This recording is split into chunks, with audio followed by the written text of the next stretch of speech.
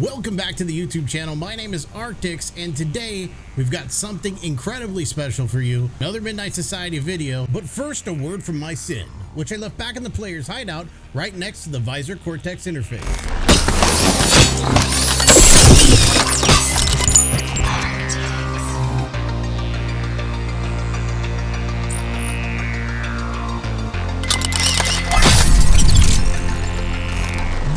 That guy absolutely coming in clutch, always there when I need it, has my back completely, takes over sectors if something happens to me. I think it's high time I introduce him to Mrs. WD-40. And yes, this is the long awaited render, the one that a lot of you already know about, 230+ hour renders and a whole lot of other really fun stuff. It is the Discord AMA from July 20th, 2023, hosted by Rob Bowling about Snapshot VI, Snapshot VII, in the Midnight Society Discord, talking about DEADROP, the future of DEADROP, some Midnight Society stuff, an absolutely amazing AMA. And I thought I'd have a little fun with it because this video also acts kind of as a celebration. When I was done with this video, I was ready to post it, ready to finally get everything together, and at the last minute I realized that we had come up on 1 year since the LA event, so I wanted to do something a little special this time. So what I did is I reached out to Lolo Hales in the community and I asked her if she wanted to be in the video. I needed a voice for one of the animations that I was doing, and I thought what better opportunity than to involve the community and bring somebody in who a lot of you have seen in the Discord so that she can be part of the video as well. So big shout out to Lolo Hales. She does stream now on YouTube. Make sure you guys check her out. She's active in the Discord. You can find her pretty much in any of the channels. She's always hanging out in the voice chat, either playing DEADROP with Joker, another amazing creator here from the community that you guys should absolutely check out, or she's playing Valorant in the voice chat. But absolutely, she was more than willing to help out and she had a blast doing it. It's officially been 1 year since the LA in-person event and we made a lot of awesome memories there, and I wanted to do something special. So the way I did this is I created this entirely in-universe in DEADROP so that you guys can watch it. There's some visual aids on there where you can follow along. So to set this video up for you, imagine you're in the player's hideout. You just got done polishing off your AR. You hung it up on the rack. You just walked outside the doors and you see this massive, huge refiner state. It's storming and raining like crazy. So you're staring off into the distance and you know about this Discord AMA. So you slip on your Visor Cortex and you pull up the recording. And in that AMA recording, Rob goes over a bunch of different topics. He talks about the gadgets, what to expect with the gadgets. He touches on the lobbies, some of the events that Midnight Society is hosting in the Discord. He talks about movement, a little bit about the ARG, you know, some Robert Avante stuff. He talks about the cleaners, about AI in the future, some merch, and where optimization falls generally along the developmental process. It's a labor of love. I hope you guys sincerely enjoy, and I can't wait to hear what you guys think about it. So sit back, relax, enjoy the video, and after the video, we'll meet back here where we can talk over some of the points that Rob discussed in the AMA itself and some of the things that happened throughout the animation. I can't wait for you guys to check it out. Really, I'm like super jazzed about this.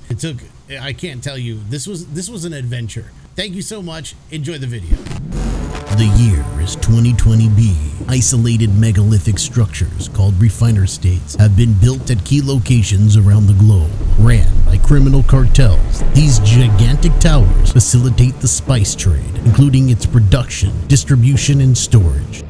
While tough to survive, armed humans called claws frequent travel to these towers in search for spice or something else. Today we get an update from one of their leaders, a man who goes by the name 402. A unique faction of claws called Variants has formed over the last few years, fighting to preserve humanity or what's left. Equipped with unique helmets called Visor Cortex, you stand at the player's hideout in clear view of Chicago's own refiner state to replay that very update.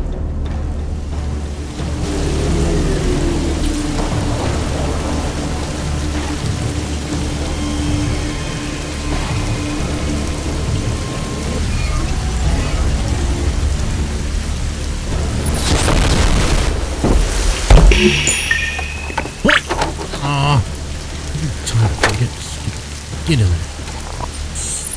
It's right.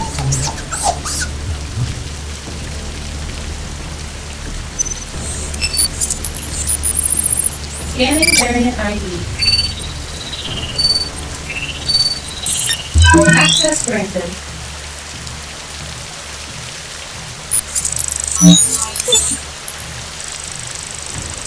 Initiating Visor Cortex interface.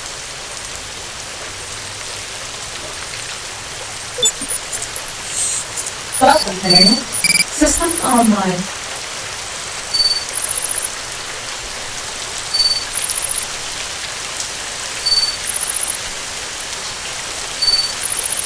Media playback. Select premium file.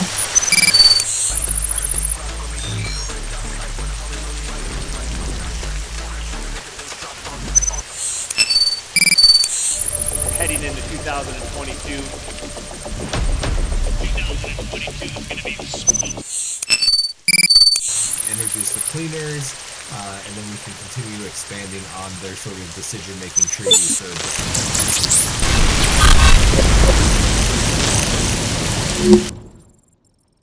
Nice, thank you. I'm gonna go to.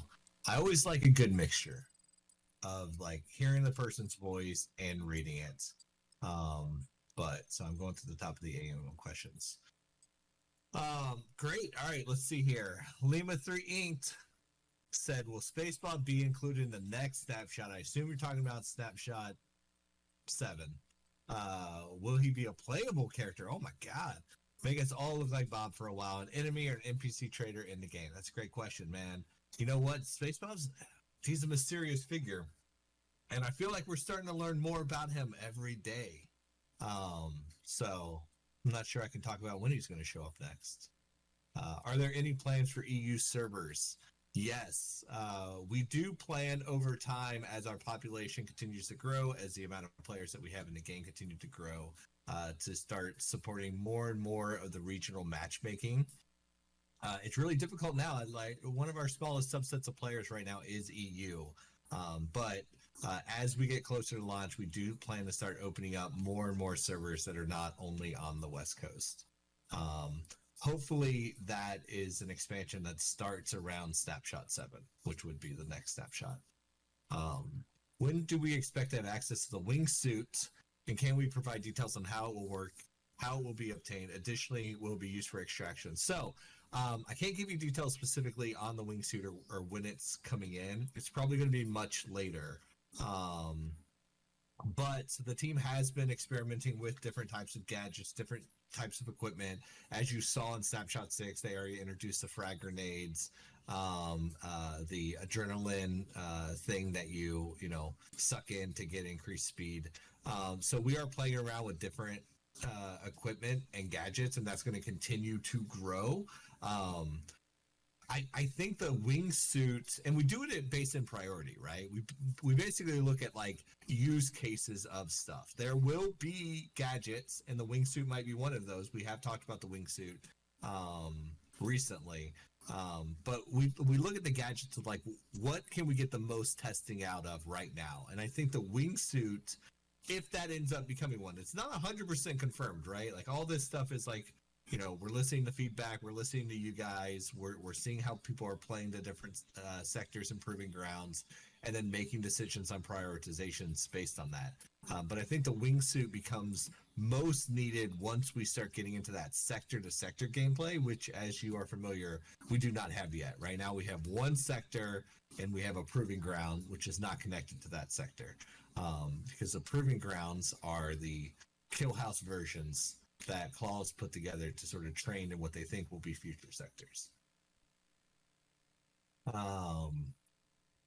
Chris 1982 says, will there be bots added in the future to fill up lobbies? Currently player-based lobby is low. Well, I mean, we are in pre-alpha access, so it is obviously expected that outside of peak hours that lobby counts are going to be low, but bots are a major feature of the game, not only for just DEADROP, but also for the future UGC stuff that we're talking about. As you guys know, we just announced for people to sign up to show interest in becoming an Ember, to start joining that community that's going to be expanding, not just DEADROP, but expanding the existence as a whole. And bots are going to be essential for that, because there's so many things that you could do with that, not just in terms of filling out lobbies and having a lot of activity in DEADROP, but also building game modes around them, right? I think they have a lot of place and a lot of purpose. So yes, the nice thing is bots build out of AI. And we've already introduced the cleaners. and then we can continue expanding on their sort of decision-making trees, their abilities, their feature set. But then most importantly, handing the reins of all that stuff over to you guys so that you can start building your own AI systems out of them and doing really cool stuff.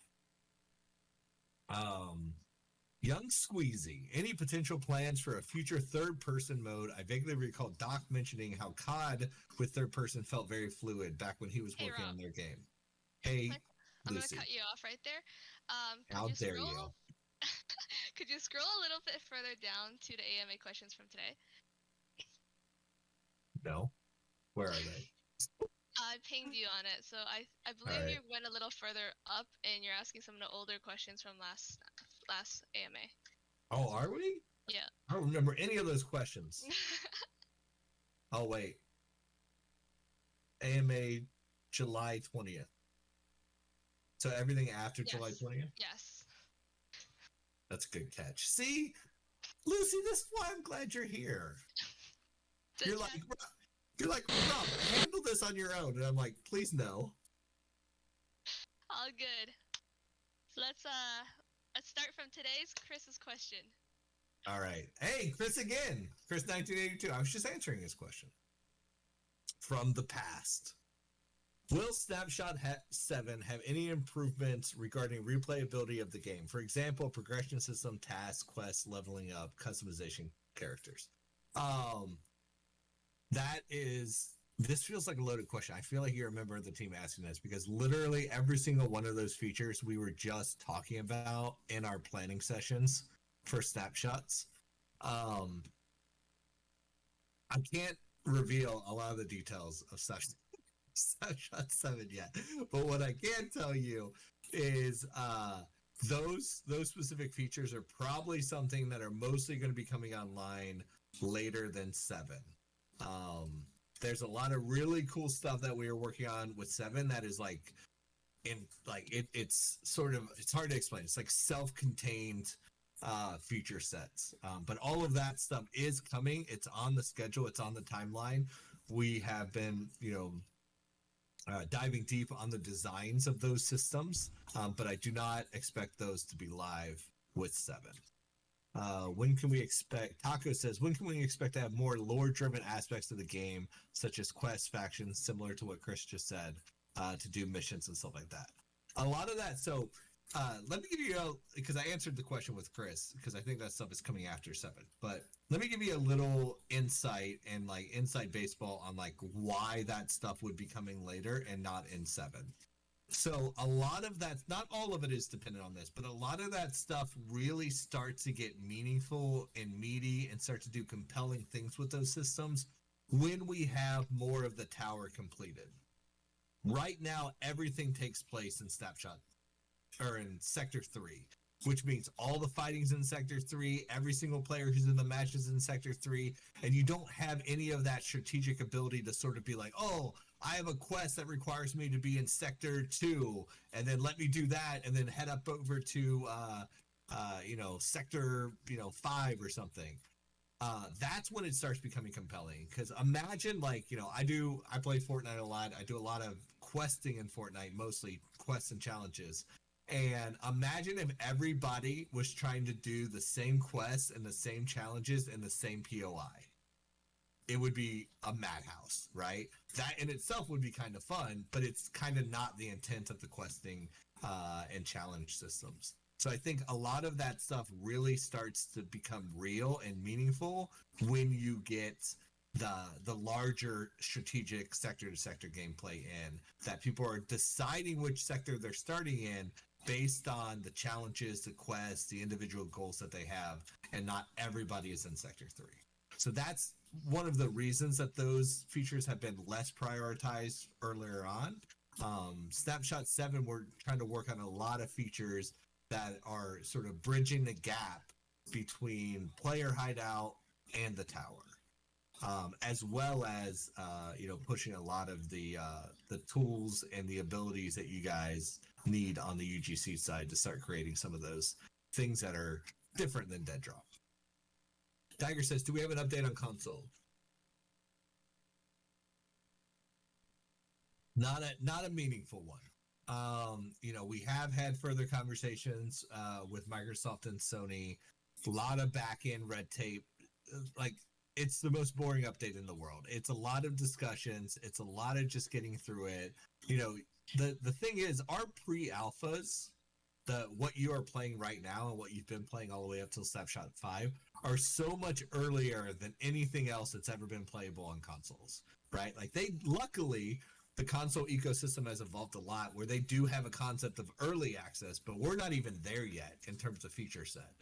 We are still in pre-alpha access, which just means there's a lot more hurdles we have to go to get them out on console. It is on our schedule. We are working hard as possible. We are in deep communications with them.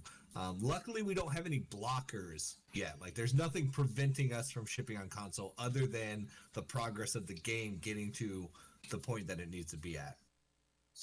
And we are working closer to that every single day. So as soon as I know, trust me, I want to play on console so bad. As soon as I have concrete information on that, or anytime it makes a milestone, I will be screaming it from the rooftops. You would not have to wait for an AMA to hear about that. Mr. Spaceman says, first off, I want to say the Snapshot launch was great. Thank you. Avante for a little surprise. I'll try to keep my questions sweet and short. What can you tell me about the car gameplay coming to car gameplay? What car gameplay are you talking about, Spaceman? I'm not familiar with announcing any car gameplay. Two, what are some of the gadgets in development for the game, and what kind of gadgets would you like to see? So the gadgets there's a lot of different types of things that we are prototyping. I really like the extraction specific gadgets, right? Like, and I feel like, I don't know, because we haven't developed it yet, but I feel like something like the Wingsuit fits into that, right? Something that could be used of like, hey, I brought this in, I want to get out of the tower a very specific way, I planned it in advance. I think that stuff's really cool. Stuff that increases the ways that I can get out without needing to like go to one of the extraction points that is, I know, going to be highly contested. I like those types of gadgets. Other than that, there's a lot of debate on the different ones. I think a lot of the founder feedback is going to play into which gadgets we get going, because gadgets are really interesting because the spectrum of what you could do with gadgets is so wide that, some of it I feel like pushes too far into sci-fi. Some of it I think is just too boring and has been done before. And I'd like us to fall somewhere in the middle. And I think that's where a lot of the founder feedback is going to come in, is like, where on that spectrum do we, the community, want to see us land, right? Are we okay pushing really sci-fi? Or as a community, do we want to stay a little closer to realism? I mean, right now, we are already outside the realms of realism. The existence takes place in, 2020B. It's as if the 80s have never ended. So, like, we definitely are not in the present day that we live in. So we do have a lot of flexibility to do really cool stuff, like the zipline boosters and that we just introduced in Snapshot 6. So I think as a community, we should be discussing how far do we want to go in the sci-fi element with these gadgets, because we still have the sins, right? Right now they're used to respawn. Like when a claw dies in the tower, they can send their sin in to sort of like get a second chance. And we have a lot of stuff on that side that we're exploring and going deep on. So I think that's a lot of where you're going to see us go in the sci-fi area.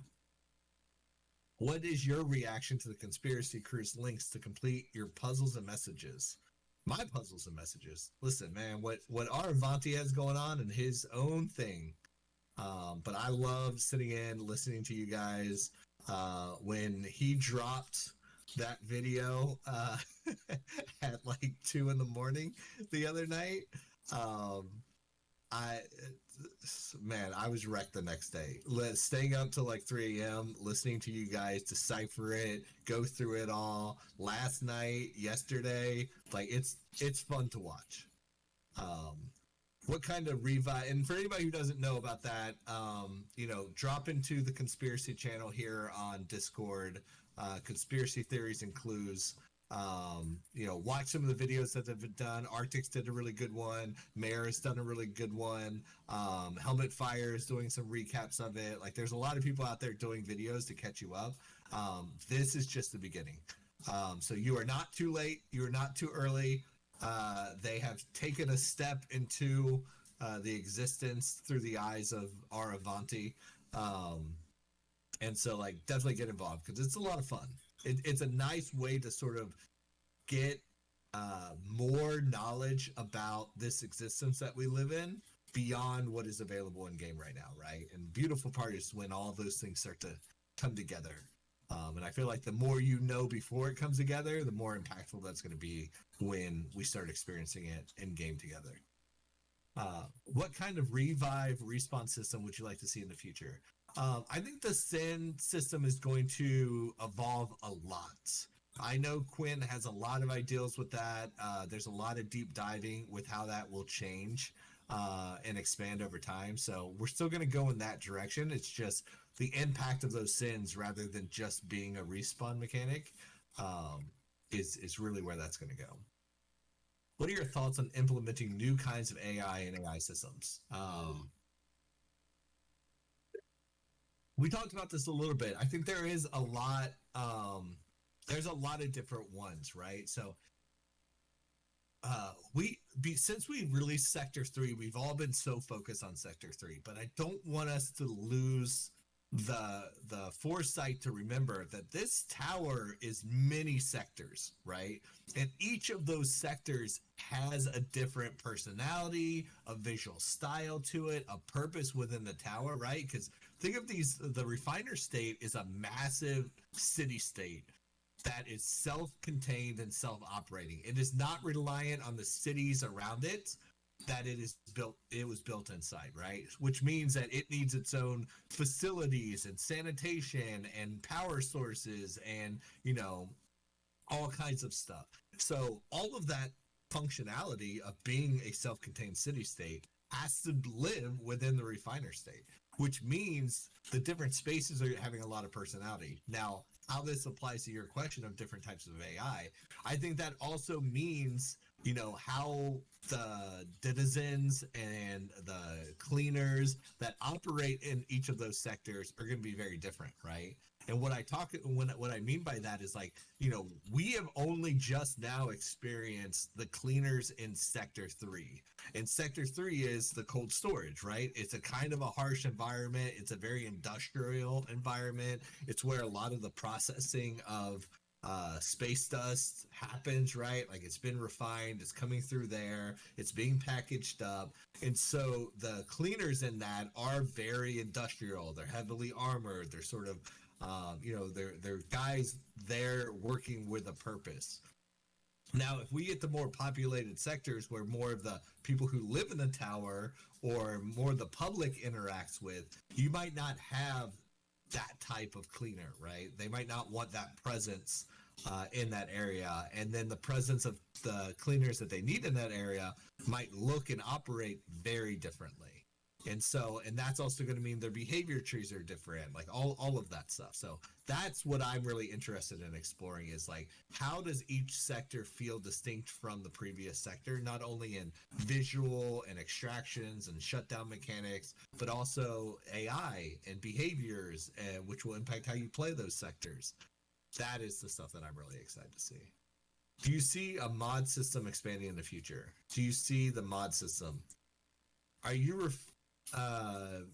probably need a little bit more clarity on what you mean by mod system. Is that like modding the game, like the UGC side of it? Because if so, yes, entirely. Like, as I've said before, we are exposing our tools and our ability to augment the game and expand the game and create your own original creations. Like, we're exposing all of that to the community. Oh, wait, you said weapon mod system. Oh, I completely missed that word, even though it's in all caps. Do you see the weapon mod system expanding in the future? Yeah, there are a few more systems that we are looking at that I would love your opinion on with the weapon modification system. So we have played around with it a lot, but have generally kept it the same besides expanding the type of weapons and the type of attachments you can do. We do have that mod chip that is available, and that mod chip is really interesting because it allows you to modify the stats of a weapon in different ways, and I think there's a lot of flexibility of what we could do with that. And then a lot of the debates we're having right now is how universal should parts for a weapon be, right? Because like there was a debate in Snapshot VI that got settled, but there was a debate in Snapshot VI about should every weapon, like should you have class-based attachments that are very granular, right? Like, oh, this barrel can only go on assault rifles, or this barrel can only go on SMGs, or should barrels be barrels and barrels can go on any weapon that has a barrel, right? And stocks can be stocks and they can go on any weapon that have a stock, or should you have assault rifle stocks and SMG stocks? And so those are a lot of the granular conversations that we're having. And I'm really happy with the balance we have now, where sometimes there are specialty stocks that only work on a class of weapons, but generally stocks can be stocks, and as long as your weapon has a stock, you can do it. I think the more freedom that we have to customize our weapons and not have to look for very granular specific parts, the more fun it is. But that's one of the things that your guys' feedback will impact greatly. Oh, somebody edited in the weapon mod. Oh, thank you. Do you think a new key system will open before consoles arrives? So by key system, I think you mean access pass. I do. Yes, I think we will greatly. Increase the amount of people playing the game prior to console launch, and I think that's a good thing because the moment we introduce UGC, the moment we introduce console, there's a lot of fracturing of the community that happens, and I want to make sure we get our player counts as much as possible. So, now is the time to start identifying your friends who you want to bring into the community, right? Because, next Friday we have an event, bring friends to that. In the future, we're going to be opening up the access pass system, and we're getting very close to that point where we want to start bringing in much larger amounts of players into the community, because we're going to be introducing stuff that is going to start like diverting people's attention. Right now, we're all playing the same thing, right? You're either playing Proving Ground or you're playing Sector 3. In the future, that will not be the case. You will have the option to play that or play something that is a separate matchmaking queue, and we want to make sure that we can get our player numbers up high enough to justify that sort of fragmenting that happens. Are there any ways you'd like to expand on what will come of character customization? Is it still leaning towards customize more than less? It is leaning more customized more than less. I'm going to save that question for Darren in the future, because he's been diving really deep on that. And I don't want to butcher like how he describes it. But yes, there is generally a lot more customization than like total skin conversion, right? Like, and for those who don't know what that is, like Fortnite is a total skin conversion, right? You're either Batman or you're Spider-Man or you're some original Fortnite character. Where we are leaning a little bit more approach where a character is a lot more granular parts. It's modular parts that you piece together. So you could be a very specific character and your friend could be that same character, but you look different because you changed this piece of clothing or that piece of armor or whatever. So, you could get unity out of like, oh, we're all the same character, but we all have 5 distinct looks to that character. That's the direction that I'm a really big fan of and that we are still leaning towards. This guy who I can't see your username for some reason because of the new, how sometimes Discord, when you have the new username, it just shows the first letter in like 3 periods. That is what's happening with this guy. Rob. What's that? You have streamer mode on, most likely. Oh, I do have streamer mode on. Thanks, Nick. Yep. Oh, there we did. Disabled it. Man, I was always wondering why I was doing that. All right. Shots will fire. Hideout or shooting range soon. So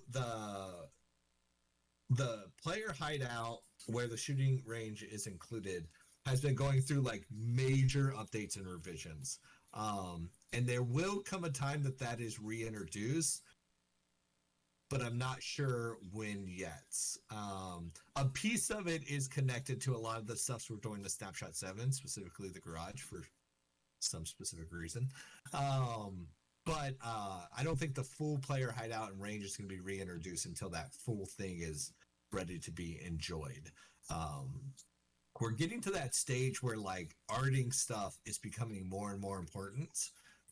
And when that happens, it means like, you know, things might go under construction for a little bit while it gets arted and optimized and then reintroduced. Has movement been changed from Snapshot? Has movement been changed in Snapshot 6 from Snapshot 5? Can you explain when player movement is and what's on the horizon?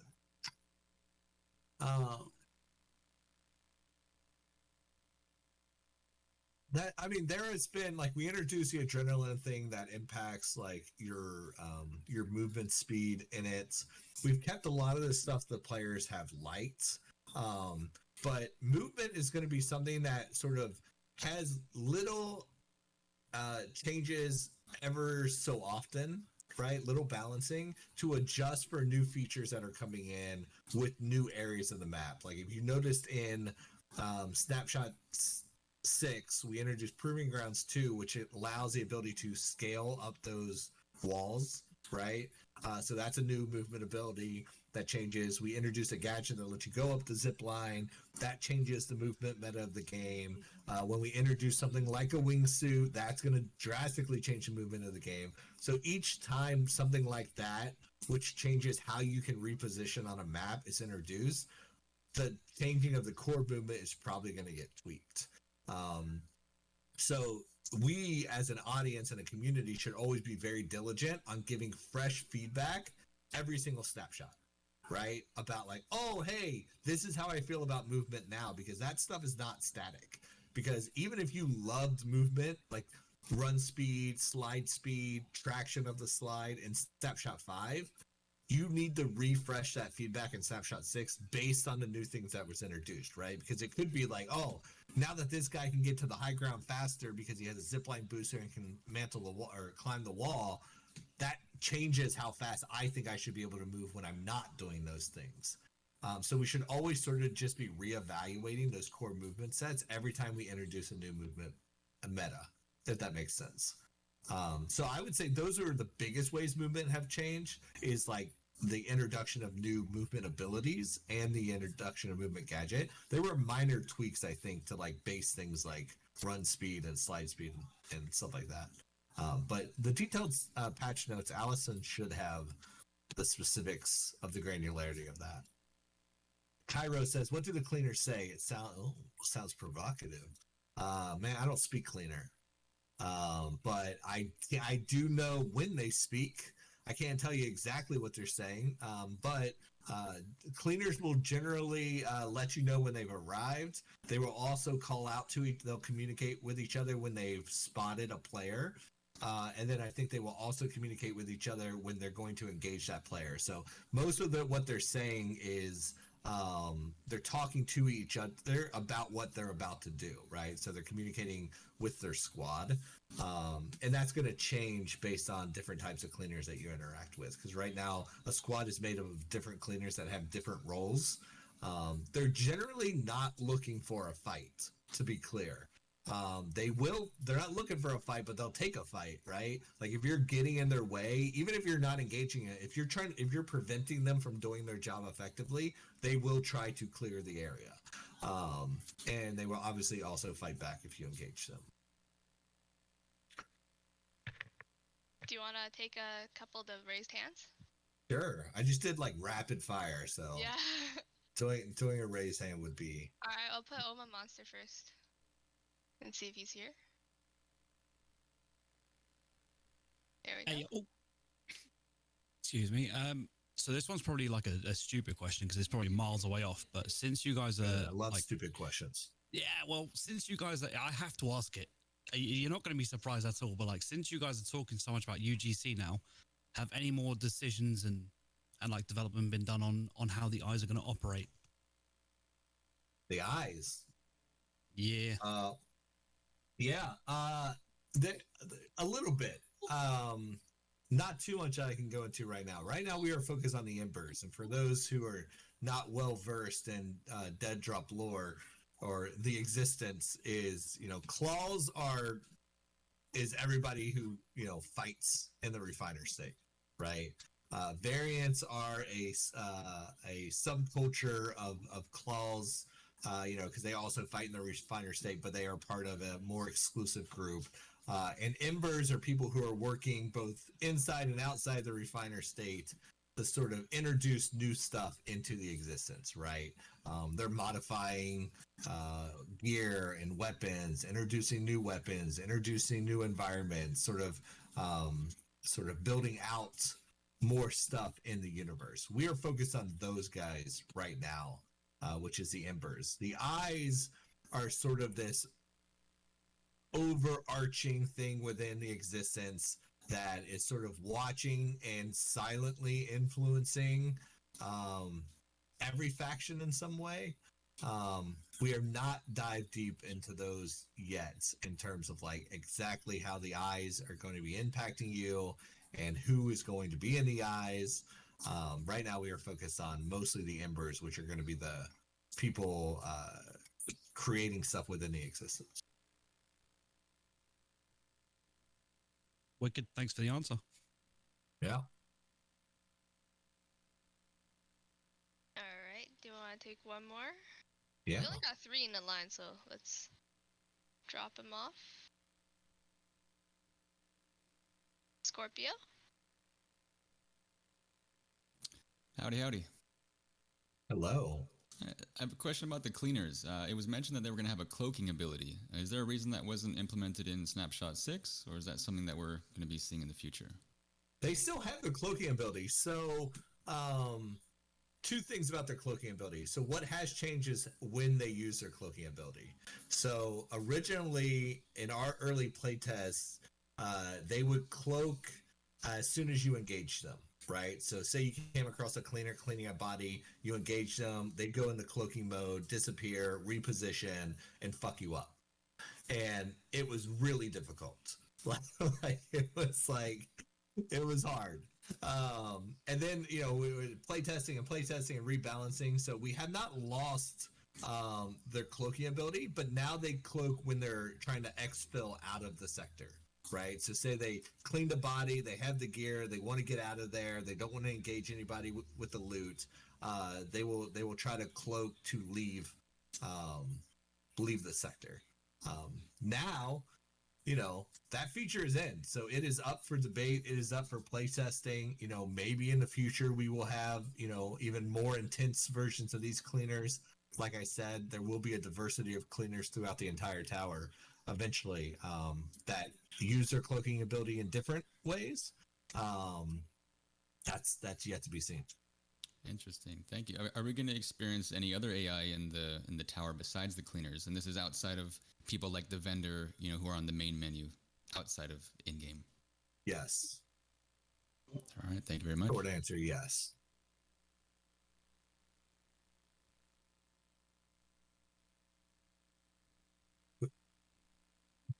Alright. And then we'll do one more. We'll take Cairo because he's been waiting for a bit as well. And then we'll go back to the questions for a bit and hop back. Cool. Hello. Hello. Thank you guys for doing this. Shout out to everybody that's in the audience too. It's awesome to see how many people care this early. I have only a couple. Since you didn't answer what they say, I guess I'll have to figure it out myself. But are we going to get any new merch soon? And can we get a vendor bobblehead? Yeah, well, there's definitely going to be more merch down the line. I know the team has been working on a lot of different stuff. We've also done a lot of the, as you know, creator-specific merch. So working with a lot of the people, a lot of the variants in our community who are creating content, creating videos. So we've done a few different lines with them that are exclusive to their channels. But we are going to be doing some more wider merch, especially as we get closer to future in-person events. Awesome.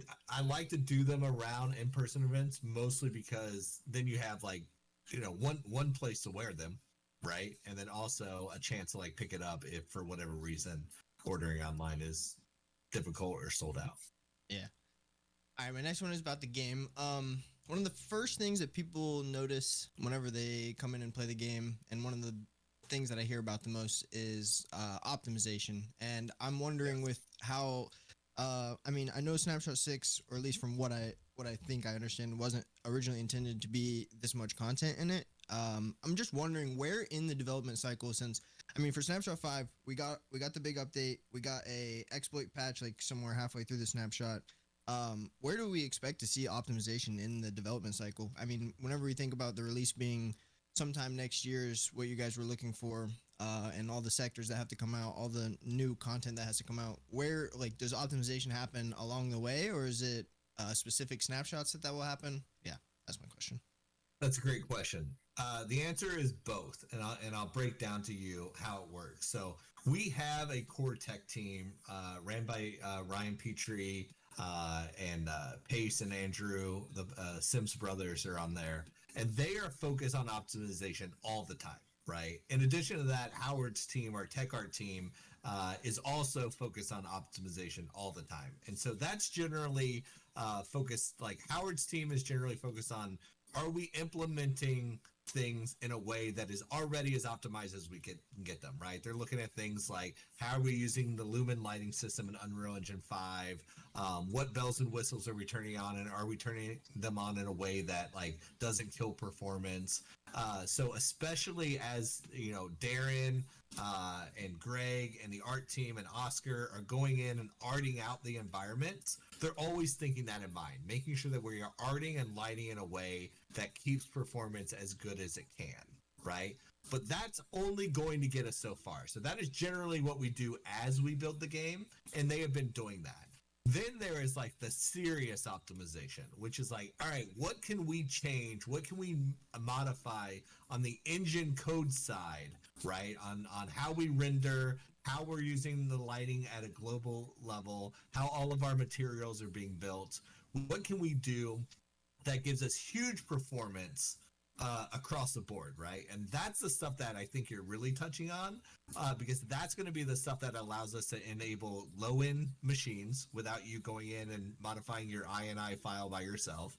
But then also it's what's going to allow us to like make sure we're getting really consistent higher frame rate performance on like a wide diversity of machines, right? Because like right now you need a pretty decent rig and the right settings to get like really good frames consistently playing the game, and that is by design right now.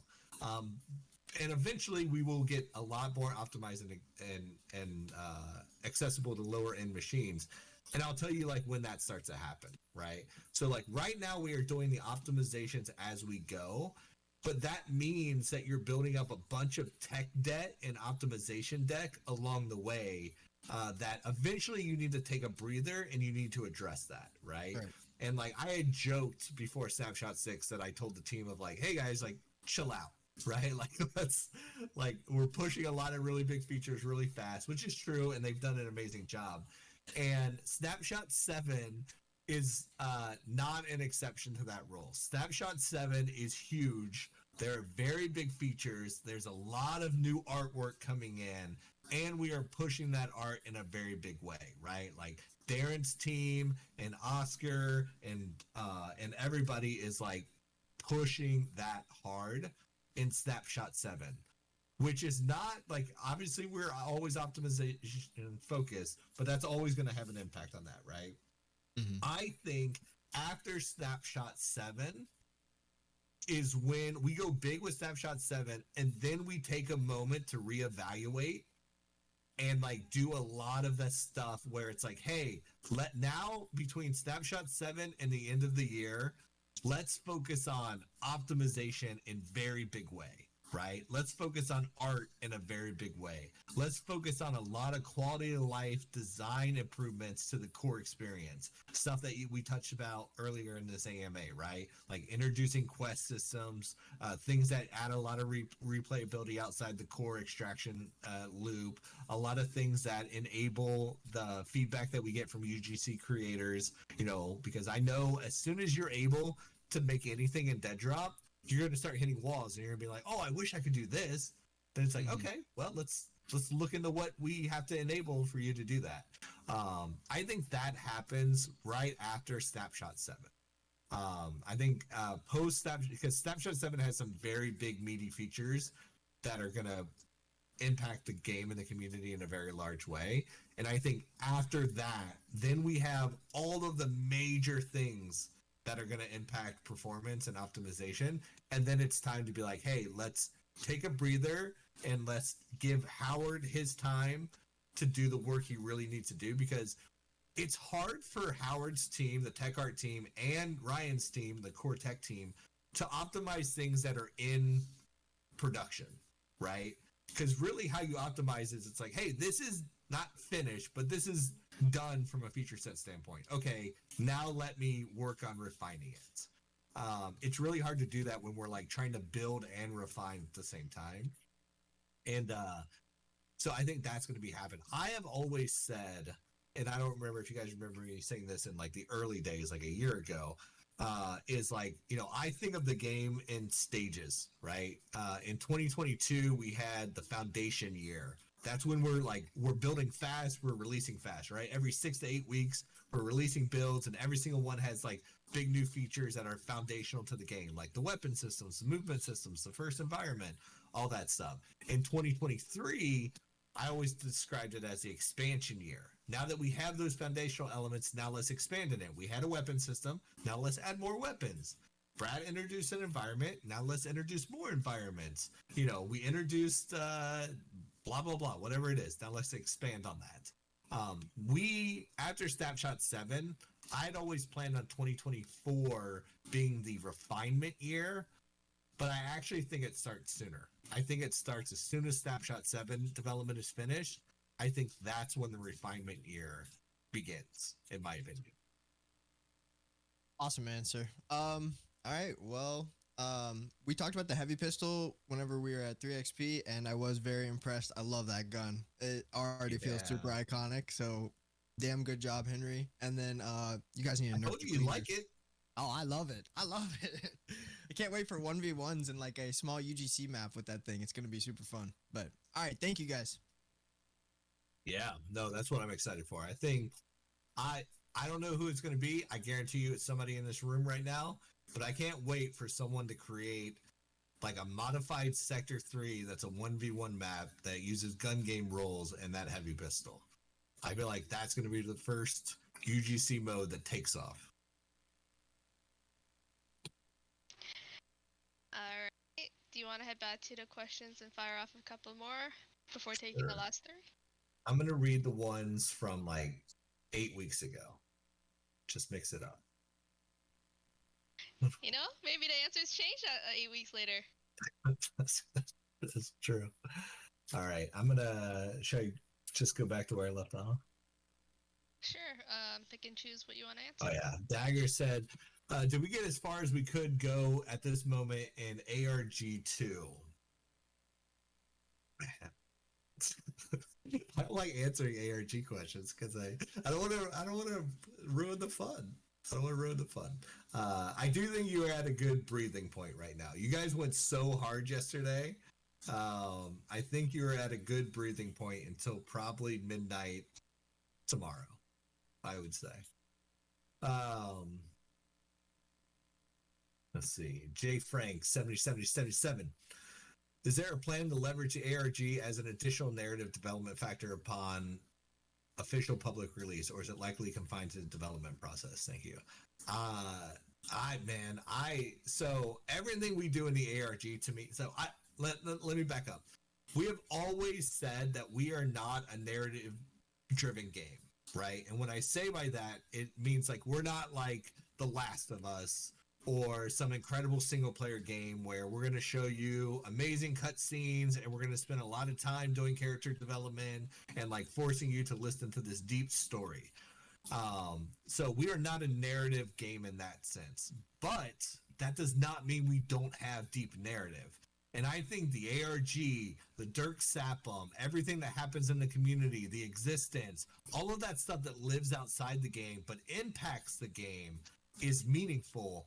And like I think the ARG and what we do with all this is a really good way to introduce you stuff to a lot of things about the existence, a lot of things about how the refiner state was built, a lot of things about how the cleaners came to be and who they are now and who they used to be, and a lot of stuff about the things that influence the gameplay is like a really cool way to do that. And I feel like that's what we've been experiencing the last 48 hours with this last ARG, what you're definitely going to be experiencing over the next week, and then so on. So I don't think it's something that's limited to the development process. I think it's something that's going to be fed and influenced by the game, by the UGC created by the community, and by things that happen outside the community. Like if you look at this one, Mr. Spaceman is the one who kicked all this off by searching out somebody who doesn't want to be found.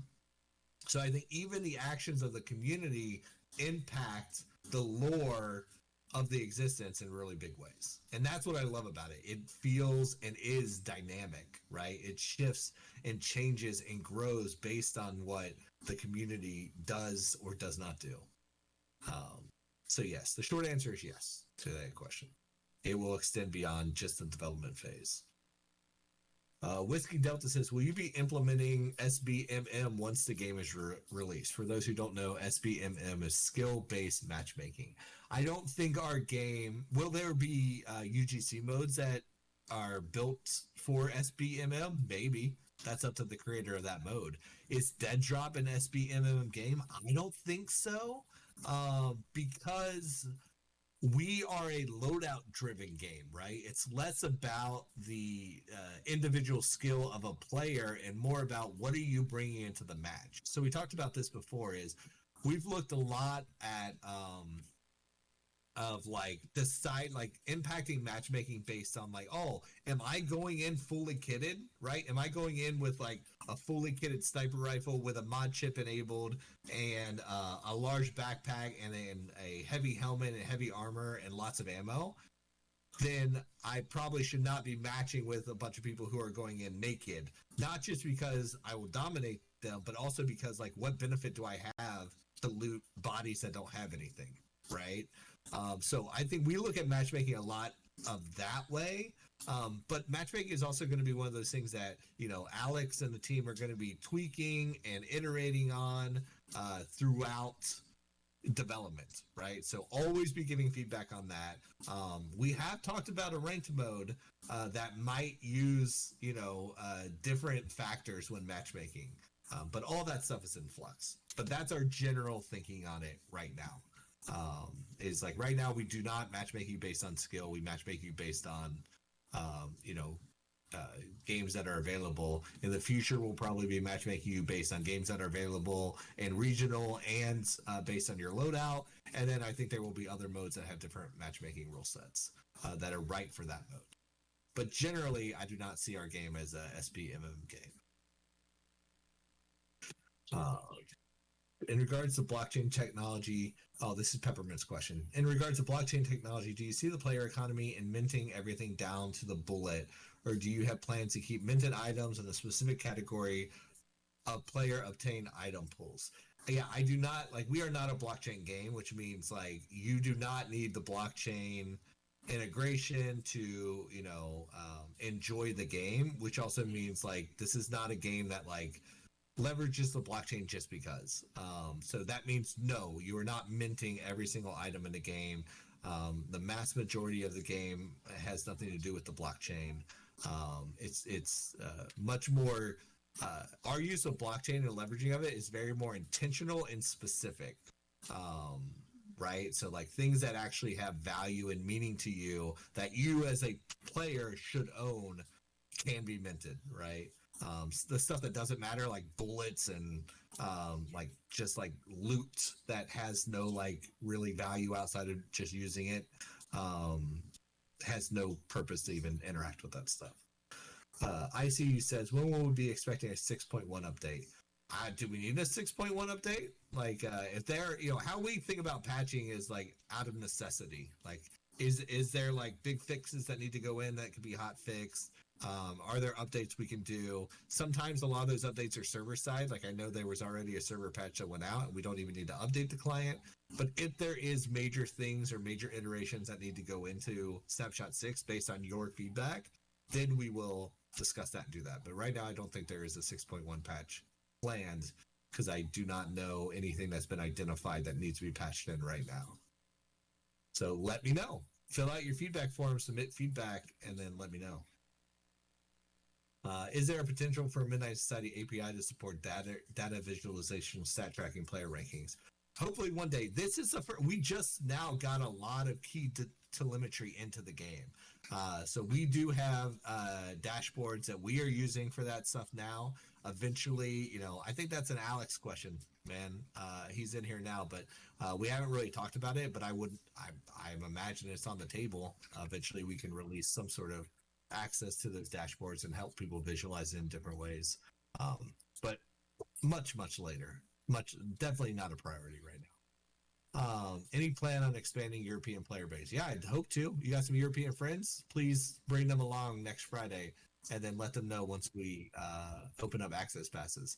That is the biggest thing that drives European servers and European feature sets and all that stuff is like increasing our user base in those areas. So when access pass is open again, let's try to drive those regions so that we have the ability to start, dedicating servers and stuff to those areas.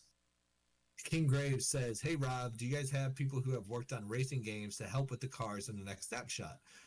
And the driver view mechanics, will it rave like a specific game that's been made? Also, do you remember me?" Yes, I remember you, King Graves.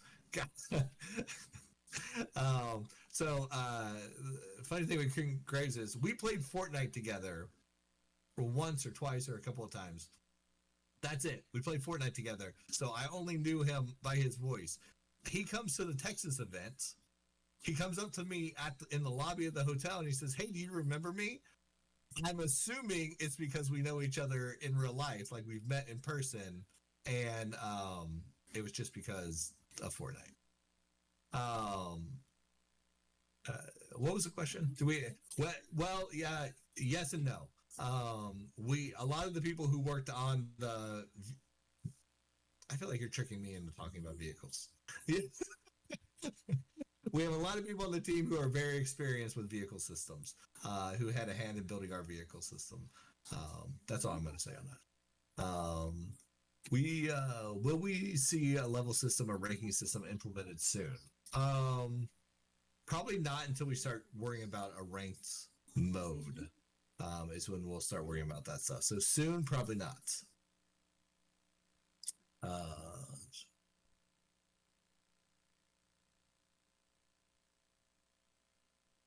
Whatever. Let's see. How will we address UGC? All right. Praise Jinx. How will we address UGC with importing models from other games? Example, Kratos and DEADROP. Would that be considered a mod?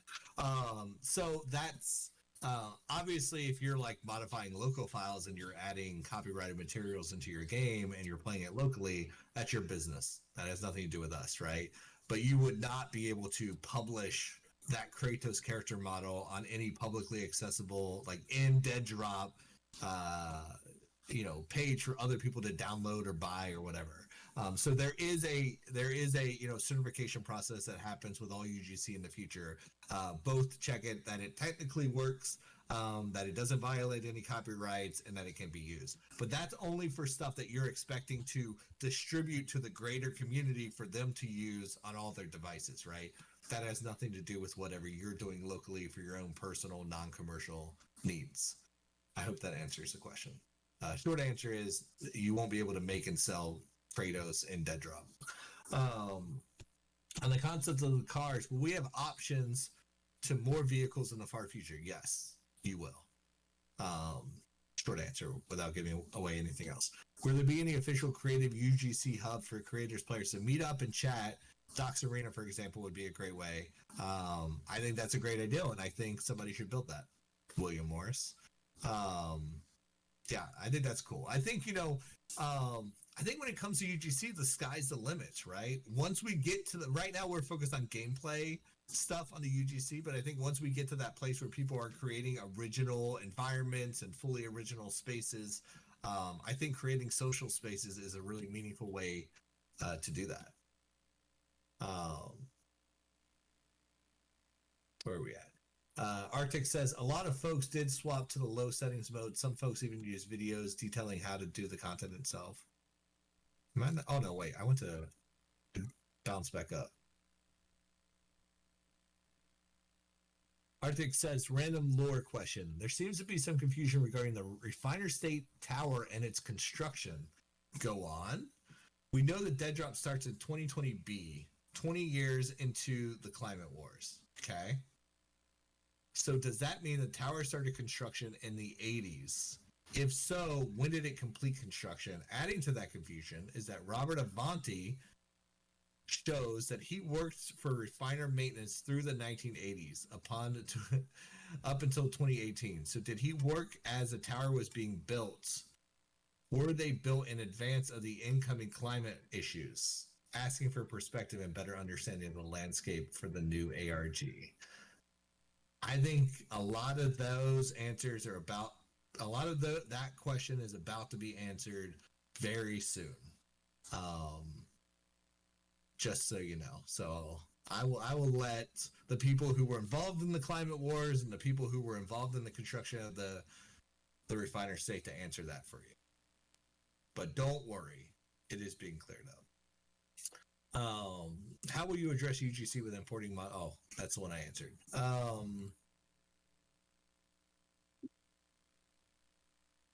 Will there be a live event for Snapshot 7? If not, I understand. Well, 92, man. 92. Can you comment on what Doc meant by no more tower keys? I don't think we need tower keys anymore. You know, the tower key is open. I think there are different types of access that will be important for the future that do not require tower keys. Any plans to add bosses that require teamwork to take down and reward? There is a lot. The design team and the game team has talked a lot about some really cool things in that area. I don't want to spoil anything, and nothing has been fully concrete yet. So there are definitely good discussions happening around that, especially now that we have concepts like the cleaners and Snapshot VI. That gives us like the foundation to go in a lot of different directions. When can we expect console builds? I think we answered that. We're in discussions with them. As soon as the game gets far enough that we can pass certification on console, that's when it happens. Right now, we're in the pre-alpha access. The further we get along, the more optimized we get along, the easier that becomes. Smaller maps for small lobbies, says Pressure. I think, hopefully we can start seeing some of that stuff with the UGC modes. I would like.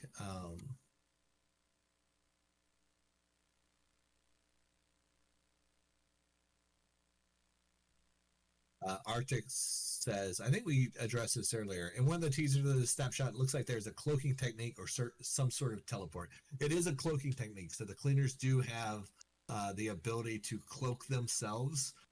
Currently, they used to use it in combat. They don't use it in combat anymore. Now they use it as a way to get out of the sector so that they can get to their vents and exits easier. But it's still in there. You might not have seen it, but it is in there.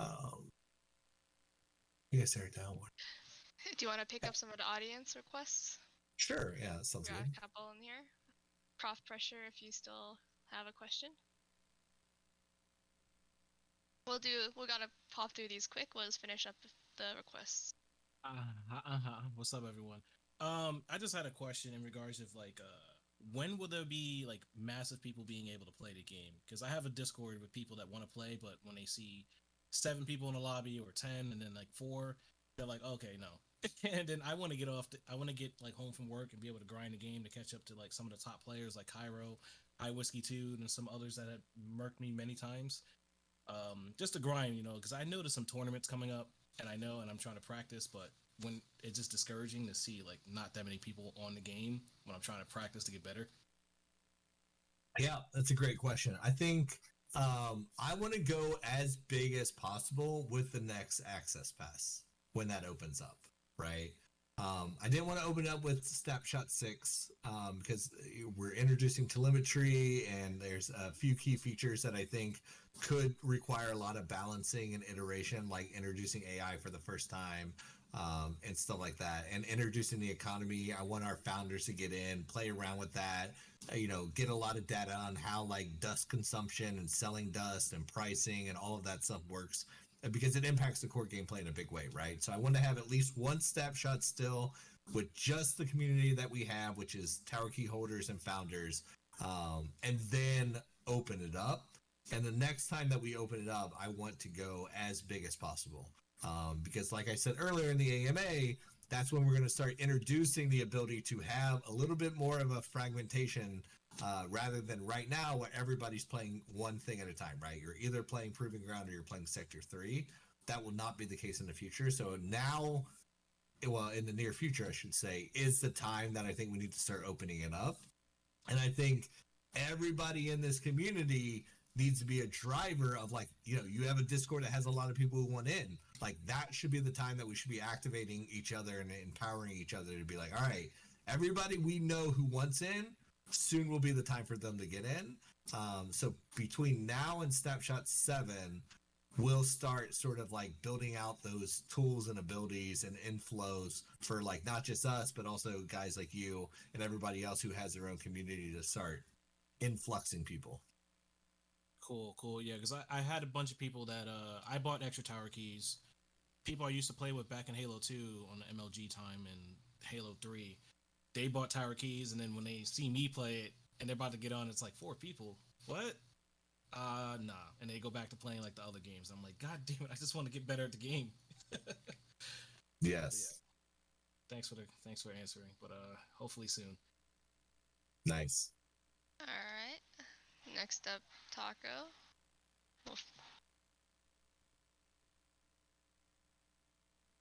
I'll do both Taco and Cozy at the same time. We'll see who joins first. It's a terrible mixture. Yo, hey, what? Oh, she's here. Oh my god. Hey everyone. Just want to say good shout out. I had a couple questions, but good shout out to you guys and the rest of the dev teams. Coming for all your tags, every single one of you devs, except for Bryce, because you're my boy. Quick question. For some of the variants and players who aren't great at like, jumping cliffs and climbing things like Joker and Marks and Rec, is the suit going to be coming in soon? Is it going to be a grappling hook? Have you guys thought about this being added in? Like I'm tired of seeing these guys like die on stream, like Lolo and them, just from falling. Right. So just curious, Yeah, I mean we're looking at all kinds of different gadgets. The zipline booster was the first major traversal one that we added, but there's a whole laundry list of stuff that I know the team's looking at and prototyping. So they're on the list. They're coming. Awesome. That was pretty much what I was just curious about, because I remember all the gadgets we spoke about before, and I think they need all the help they can get to get up the tower. So that's all. Thank you. Yeah. I'll wrap up the last 2 questions. Next up, Unicode. All right, so I don't know if you were paying attention to what I was saying in the conspiracy chat like earlier today, but I brought up a lot of topics, like for the longevity of the game, like for the long-term health of the game. Do you foresee this becoming like something where we can rent our own like cloud space on the servers and have our own like dedicated portion of the game for like a smaller community of our own? Or is this always going to be like there's one refiner state and like it's like to go beyond that we would go to a different game? No, that is what UGC is all about. So when I talked about in the last question of like soon we're getting to the point where there could be some fragmentation, right? Because like right now everybody's focused on DEADROP. That's the game that we are making, and if you play DEADROP, you're playing in that mode. Once UGC is introduced, there are going to be many things that you could be doing, right? So if you're like, hey, I just want to, like, maybe you love DEADROP, you just want to tweak a few things, right? You're like, oh, I want DEADROP, but I actually want it to be unlimited respawns because we just want to, just keep playing over and over again and have fun with, like, my friends. right? Then you could tweak that setting, publish it, invite your friends to it, and you guys are off having your own little thing, right?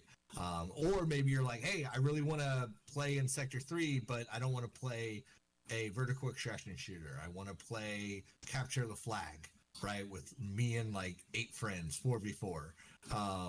Do it, right? And then publish that, and you guys go play that. So that's what I talked about like soon there will be some fragmentation that's going to be happening on the like the private modes. So that's the direction we are going. So the short answer is yes, you will have the ability to do that in the future. Okay, so I have one more question on that front. What about for like the official game mode? Like, are we're influencing the development, right? So like, what if I were to tell you like it would be a great idea if we had this persistent world where the tower is something you can all climb through, and like the top of the tower is where all the best players are going to end up because they've survived like round after round, like because you go up the ladders and you get into the super lift and all this stuff, Mm-hmm. Like what if there was a persistence to the world where it's like, you can jump off whenever you want to, but you can keep going up, and as you go up, maybe the rarer loot starts coming in. Maybe you're fighting more players with snipers, maybe you're fighting people that are more kitted out, that sort of thing. And you're saying changes to like the default mode that everyone. Yeah. I mean that is why we are playtesting now. Like that feedback is what drives how this mode changes and grows. And I think the dead drop that we're playing today is going to look very different than the dead drop we're playing in 6 months from now because of feedback and telemetry from people playing it.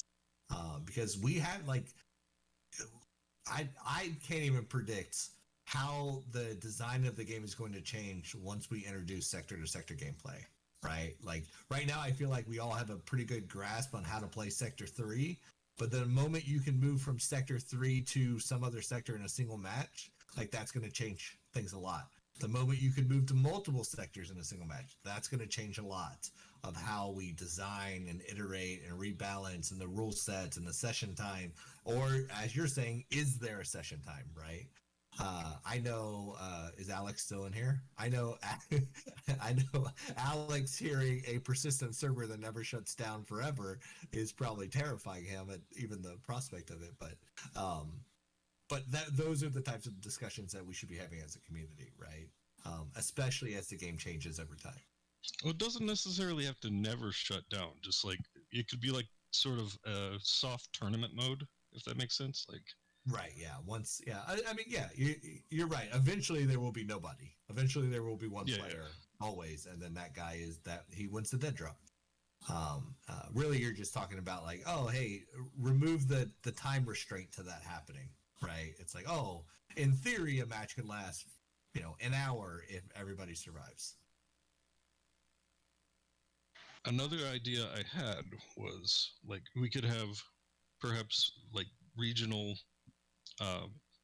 Different towers for different parts of the world, and maybe we could even have server versus server happen, like we build a community around a certain area and then we kind of raid each other. Yeah, I think there's a lot of interesting stuff we'll do there, especially once we start introducing those regional servers. Awesome. I'm gonna cut you off right there. We're gonna do the last 2 questions and we'll head out because we are getting very short on time. Yes. Thank you.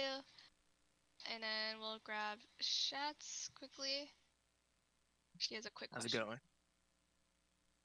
All right, so my question was, is there any confirmation or intent on the game being cross-platform when it comes to console, or are you guys trying to keep... Okay, yes. And then one other quick question is the idea that was thrown around of a group hideout where you can bring friends into like a trio hideout still on the table. Yes. Cool. Thank you. Yes, we call that the team hideout.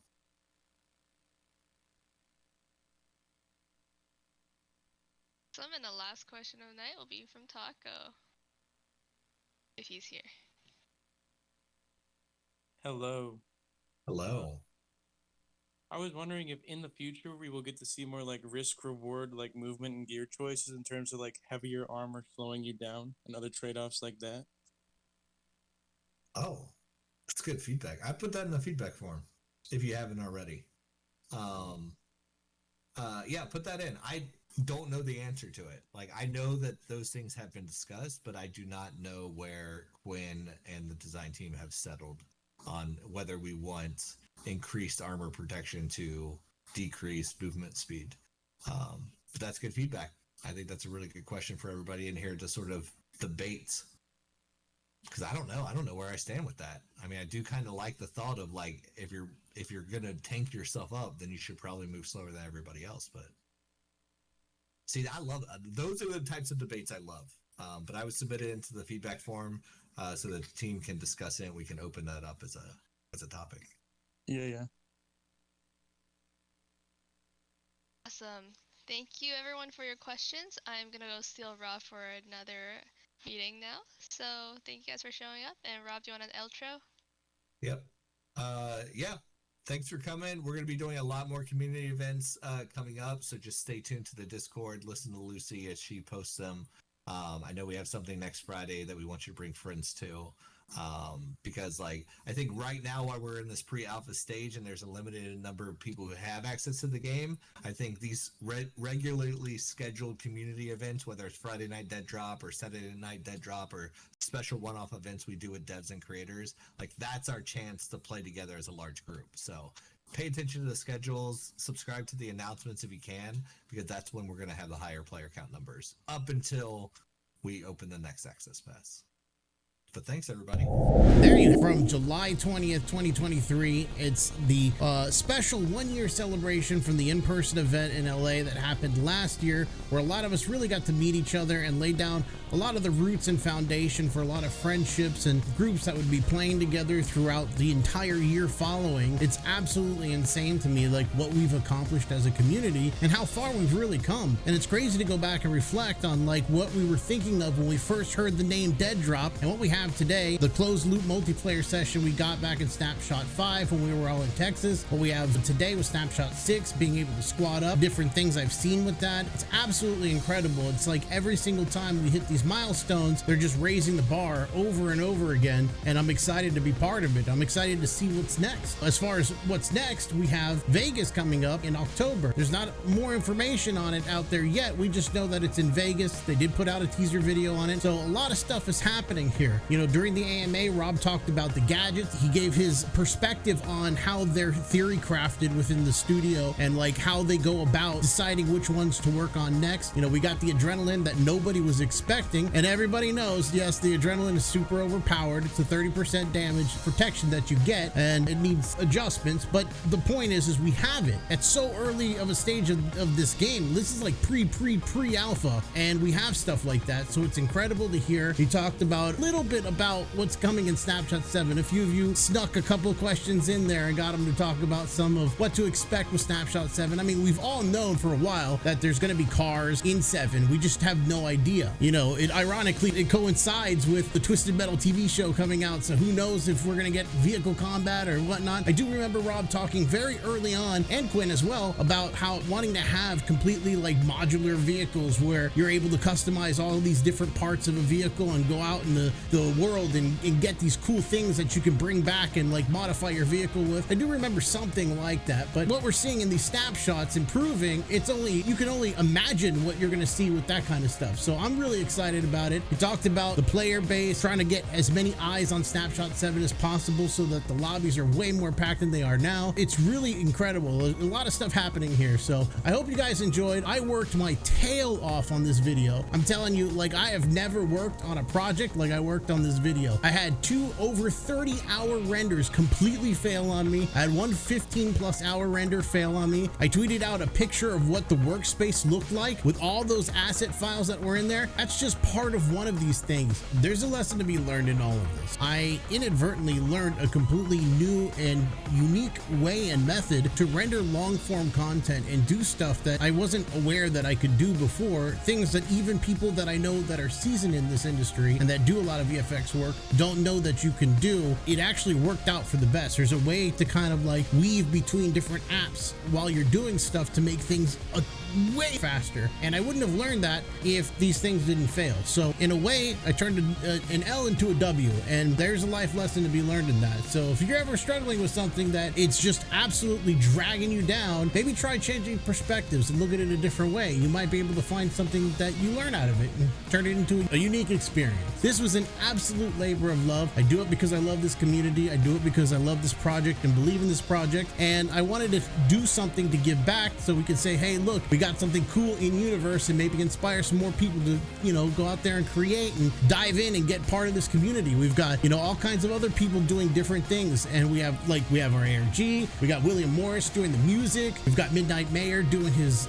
live action series, we've got all kinds of stuff. Helmet Fire has his different shows that go on. There's all kinds of different like little groups within the community, and it's really awesome to see. You got, you know, Cairo out there dominating nonstop in the game, even when there's not a lot of people there, in every different facet of the community, all in different areas. There's nothing but raw passion, and I'm proud to be here. I hope you guys enjoyed the video. Thanks so much for watching. Make sure you guys do me a favor, follow me on Twitter at Arctix TV. Make sure you follow me on Twitch as well, twitch.tv/Arctix. I'm also on Kick now, kick.com/Arctix, and really subscribe to the YouTube video and hit that bell so that you don't miss another video. Another video comes down the pipe. Let me know what you thought in the comments, but thank you so much for watching. I genuinely appreciate it. Genuinely appreciate you being here. Before we sign off, I want to give a huge shout out to the lovely lady Lolo Hales for lending her voice for the video. Again, I asked her if she wanted to do it. She said she's always wanted to do something like that, so we got her on board. So I hope you guys enjoyed that, and let her know what you think about it. And finally, don't forget to go through it. There are a metric